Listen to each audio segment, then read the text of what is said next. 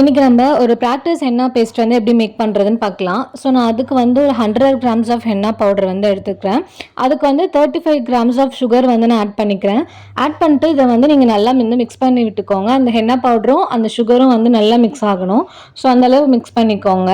அதுக்கப்புறம் water add பண்ணிக்கலாம். Water வந்து நீங்கள் எடுத்ததுமே ரொம்ப வாட்டர் போட்டுறாதீங்க. ஏன்னா வாட்டர் அதிகமாக ஆகிடுச்சுன்னா நம்மளால் எதுவுமே பண்ண முடியாது.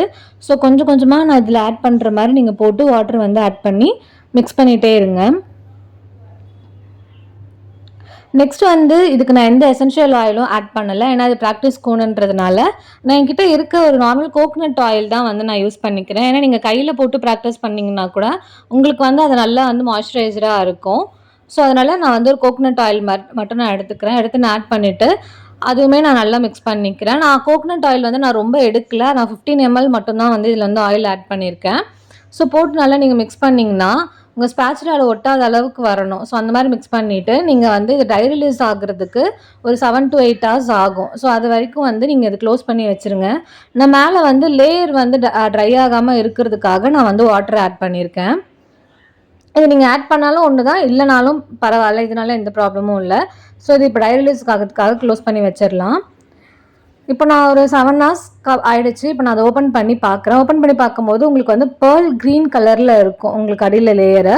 இது நீங்கள் நல்லா வந்து மிக்ஸ் பண்ணிக்கோங்க. இந்த டைமில் வந்து உங்களுக்கு வந்து வாட்டர் தேவைப்பட்டுச்சுன்னா நீங்கள் வாட்டர் ஆட் பண்ணிக்கலாம். அப்படி இல்லைனா நீங்கள் நல்லா மிக்ஸ் பண்ணிவிட்டு நீங்கள் எடுத்து பார்க்கும்போது உங்கள் ஸ்பேச்சுலாவில் ஒட்டாமல் நல்லா ரிப்பனாக வரணும். ஸோ அந்தளவுக்கு வந்ததுக்கப்புறம் நம்ம வந்து ஃபில்டரிங் ப்ராசஸ் வந்து நம்ம பண்ண ஆரம்பிச்சிடலாம். ஸோ ஃபில்டரிங் ப்ராசஸ் பண்ணுறதுக்கு வந்து நீங்கள் இந்த மாதிரி ஒரு கப் எடுத்துக்கோங்க. நார்மல் கிளாஸ் இருந்தால் கூட ஓகே தான்.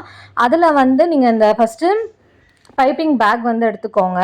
பைப்பிங் பேக் வந்து சைஸ் நிறையா இருக்குது. ஸோ ஸ்மால் சைஸும் இருக்குது, இந்த மாதிரி பெரிய சைஸுமே இருக்குது. உங்களுக்கு அது எப்படி வேணுமோ நீங்கள் அதை பார்த்து வாங்கிக்கோங்க.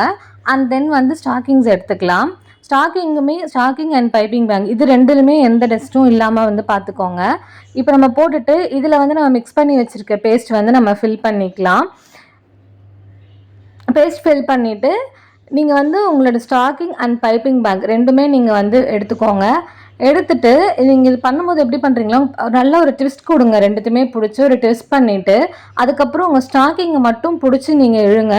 அது இழுக்கும் போது உங்களுக்கு கொஞ்சம் கை வலிக்கும். நீங்கள் ஏன்னா பேஸ்ட் அதிகமாக இருந்துச்சுன்னா கண்டிப்பாக உங்கள் ஃபிங்கர்லாம் வந்து பெயின் இருக்கும். ஸோ நீங்கள் அதுக்கேற்ற மாதிரி நீங்கள் பிடிச்சிட்டு நீங்கள் அதை எடுங்க. நீங்கள் எடுத்துட்டிங்கன்னா அந்த டஸ்ட் எல்லாமே ஸ்டாக்கிங்லேயே வந்துடும். ஸோ அவ்வளோதாங்க ப்ராக்டிஸ் ஹென்னா பேஸ்ட் வந்து மிக்ஸ் பண்ணுறது. அண்ட் நெக்ஸ்ட் வந்து நம்ம ப்ரைடல் ஹென்னா பேஸ்ட்டுமே வந்து எப்படி மிக்ஸ் பண்ணுறதுன்னு நெக்ஸ்ட் வீடியோவில் நான் அப்லோட் பண்ணுறேன். ஸோ நம்ம பேஜ் வந்து சப்ஸ்கிரைப் பண்ணாதவங்க சப்ஸ்கிரைப் பண்ணிக்கோங்க. அண்ட் தேங்க்ஸ் ஃபார் வாட்சிங்.